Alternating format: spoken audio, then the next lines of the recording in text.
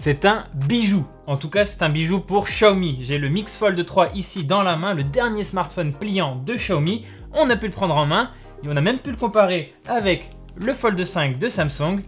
C'est l'occasion de vous faire un petit retour d'expérience. Alors on va surtout se concentrer sur le smartphone de Xiaomi. J'ai pu l'utiliser et franchement, il y a pas mal de belles qualités. On va regarder tout ça.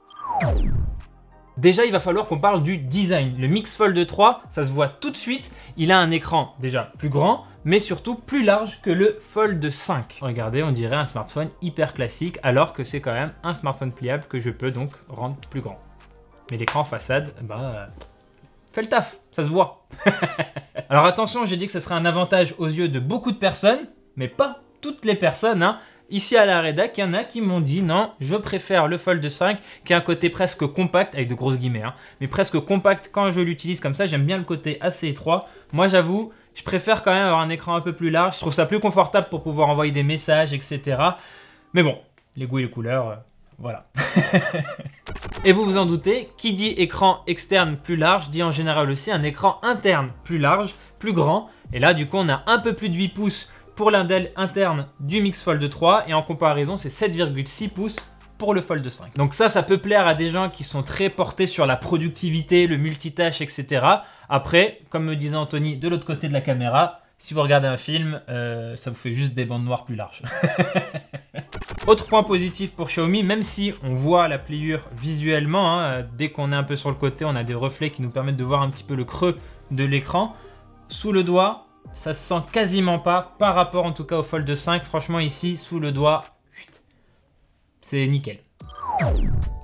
Et il y a encore un autre point où ce Mix Fold 3 il peut inquiéter le Fold 5, c'est au niveau de l'épaisseur, surtout quand il est déplié. Regardez, on a plus d'1 millimètre de différence en format déplié, hein. Plus d'1 millimètre de différence, alors ça peut paraître rien du tout comme ça, mais quand même, si, c'est hyper important, ça se ressent à la prise en main, à la sensation dans le creux de la main, et même visuellement, ça se voit direct au premier coup d'œil, il est nettement plus fin. Alors là, vous allez me dire, Omar, t'es complètement dans la team Xiaomi, Xiaomi gagne partout face au Samsung. Non, pas du tout, enfin pas du tout. Pas tout à fait. Il y a quand même au moins 3 éléments où le Mix Fold 3, il est derrière le Fold 5 en termes de design. Premier point, la charnière. Alors, elle est très bien hein, sur le Mix Fold 3, hein, je ne vais pas faire de critiques énormes ou quoi que ce soit, mais la sensation à l'ouverture est moins bien travaillée, j'ai l'impression que sur le Fold 5, c'est moins homogène. J'ai plus de résistance au départ, mais par contre, au milieu de course, je sens moins de rigidité, qui a pourtant un côté rassurant. Alors que sur le Fold 5, tout le processus d'ouverture, je le trouve très homogène. La même résistance sous la main, ça donne un côté plus rassurant, plus, je sais pas, ouais, plus solide quoi, qui plaît. Autre détail qui m'a chafouiné sur ce Mix Fold 3, c'est une fois qu'on a ouvert le téléphone, là les bords autour de l'écran interne sont en plastique. Et sur un téléphone qui se veut, voilà, très design, ultra à la pointe de la technologie, machin et tout, bon, c'est pas ouf, on va dire, en termes de sensation premium, quoi. Alors que sur le Fold 5, au moins de ce côté-là, ils ont soigné le bébé. Et enfin, regardez, ici, on a un poinçon. Alors, c'est pas un défaut, hein.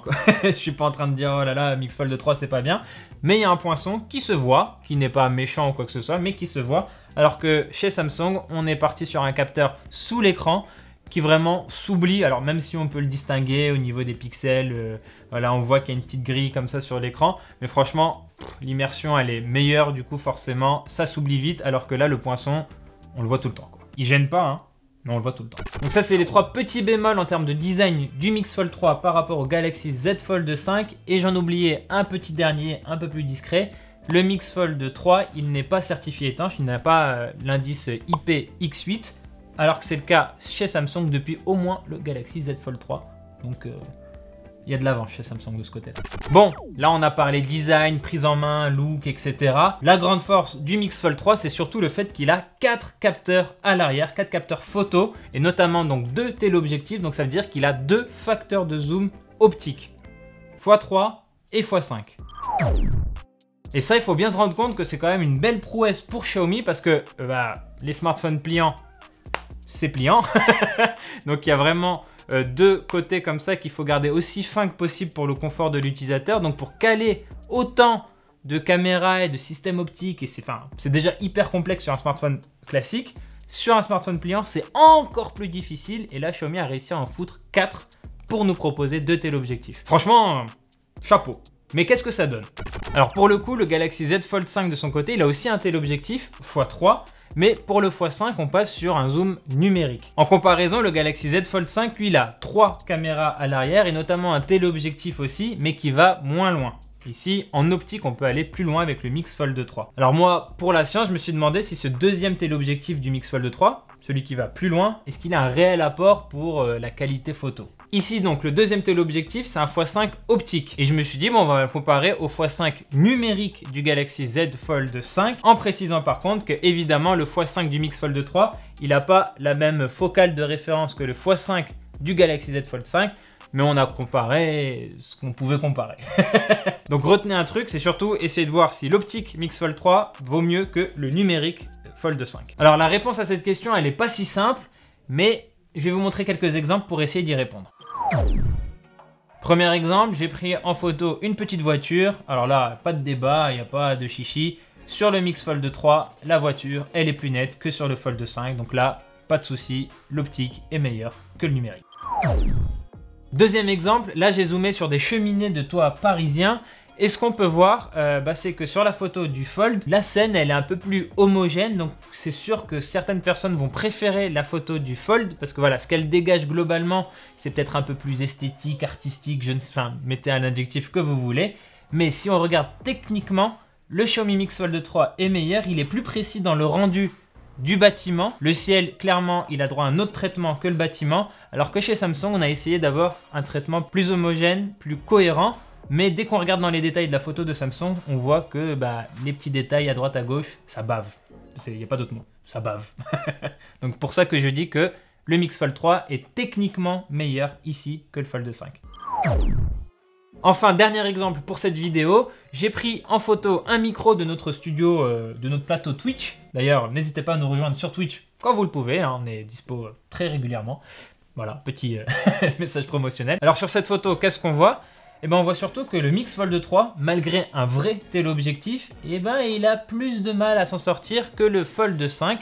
Comme quoi, sur smartphone, vraiment, l'algorithme est toujours ultra prédominant et compte parfois même plus que le matériel. Qu'est-ce que je veux dire par là? C'est que cette photo, elle a des conditions lumineuses vraiment particulières et très difficiles pour un smartphone. Bon, c'est un peu sombre, il y a des spots lumineux, il y a un rayon lumineux qui peut venir embêter le téléphone et la manière dont il comprend la scène. Le fond, il est noir, on veut mettre le micro en avant, enfin bref, il y a beaucoup de choses à gérer, c'est pas évident. Et le Xiaomi, il faut se rendre compte qu'il met moins bien en avant les détails du micro, alors que sur la photo de Samsung, on comprend, le fond, il est noir, le micro, il est mis en avant, on arrive même à lire le nom de la marque. Ici, dans cet exemple précis, le Fold 5 fait mieux, alors qu'il a techniquement un moins bon matériel. Alors qu'on soit clair juste sur ce point, les deux téléphones font vraiment de très bonnes photos. On est vraiment au sommet de ce qui peut se faire sur des smartphones pliants, je précise. Des smartphones pliants en termes de photos, franchement, il n'y a pas à se plaindre. Là, je pinaillais un petit peu parce que faut bien un petit peu, les mettre en concurrence, ces deux téléphones. Rappelons d'ailleurs que Xiaomi a été aidé par le spécialiste de la photo Leica, que vous ne manquez pas d'options photographiques sur ce téléphone. Du coup, vraiment, on est servi de ce côté-là. Le but de cette vidéo, notamment, c'est surtout de m'intéresser au zoom x5 pour voir ce qu'il valait. Et je ne vais pas vous dire que c'était nul ou quoi que ce soit, c'est juste que par rapport à un Fold 5, c'est globalement meilleur, mais pas forcément toujours.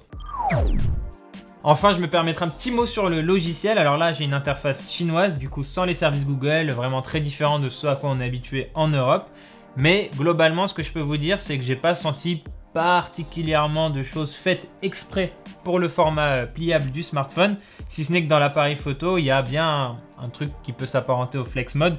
Si je pose le téléphone comme ça en position assise, je peux prendre en photo avec la partie basse dédiée aux interactions, la partie haute dédiée à l'aperçu vidéo. Ce flex mode, c'est sûr et certain qu'il existe sur d'autres applications, mais bon, encore une fois, comme j'ai pas mes repères, on va dire, sur cette interface tout en chinois, en farfouillant, j'en ai pas trouvé plein. J'ai quand même trouvé donc ce type de flex mode sur Bilibili, c'est une sorte de YouTube chinois.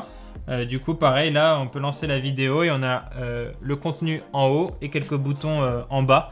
Un peu comme sur YouTube, sur un Galaxy Z Fold 5 par exemple. Le Mix Fold 3, il a aussi un Snapdragon 8 Gen 2, comme sur le Fold 5, donc sur ça, il n'y aura pas de diff marquante. Niveau batterie, on a une capacité de 4800 mAh et qui se recharge en 67 watts, donc c'est bien plus rapide que sur le Fold 5. Et au niveau du prix, bah ça n'a pas trop d'importance parce que ce smartphone, il n'est disponible qu'en Chine malheureusement. C'est peut-être son plus gros défaut, c'est qu'il n'est pas disponible en Europe. Et ça, c'est toujours un petit peu frustrant. Alors, je vais quand même vous dire le prix chinois de ce Mix Fold 3, c'est 8999 yuan, ce qui équivaut à peu près à 1136 € hors taxe. Je ne sais pas exactement ce que ça ferait avec des taxes en Europe, mais il faut quand même rajouter, je pense, au moins une centaine d'euros. Mais ça resterait moins cher que le Fold 5 de Samsung qui est vendu à 1900 €. Dites-moi vous dans les commentaires ce que vous pensez de ce Mix Fold 3, est-ce qu'il vous fait de l'œil ou pas du tout, il vous intéresse pas du tout. Moi je trouve quand même qu'il s'agit d'une belle alternative à ce Fold 5 de Samsung. Le format est différent, la proposition photo est différente, alors qu'on est techniquement sur le même type de produit. Donc voilà, avoir plus de choix, plus de diversité, je trouve ça toujours intéressant pour un marché. Avoir de la concurrence aussi, c'est pour ça que c'est vraiment dommage qu'ils sortent pas en Europe. Voilà, c'est tout pour cette vidéo, merci de l'avoir regardé jusqu'au bout. N'hésitez pas à vous abonner à notre chaîne YouTube et à nous retrouver sur tous les réseaux sociaux que vous imaginez. Les liens sont dans la description. Et moi je vous dis à très bientôt dans une prochaine vidéo sur Frandroid.